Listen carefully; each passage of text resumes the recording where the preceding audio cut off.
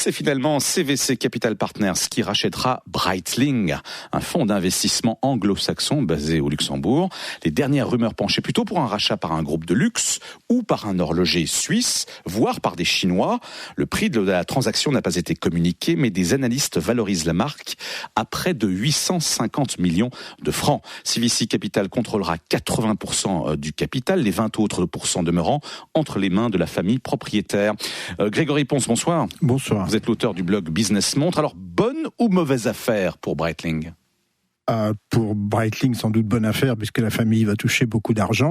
Bonne affaire pour l'horloger suisse en général, parce que la société va rester en Suisse à peu près avec la même direction.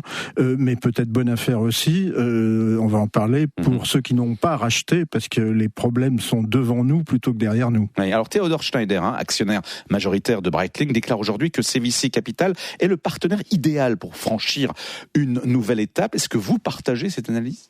Le marié dit rarement que la mariée était pas belle et qu'il ne voulait pas. Non, ça ne m'étonne pas, mais est-ce que vous partagez l'analyse ? Non, je partage pas du tout. Pourquoi ?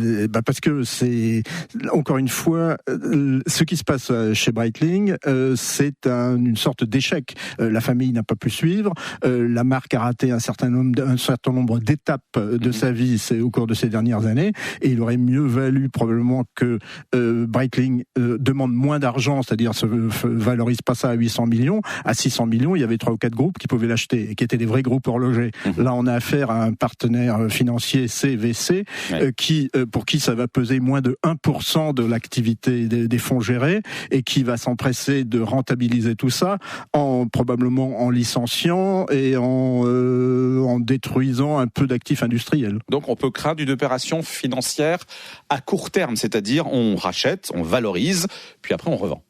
Évidemment, ils sont là pour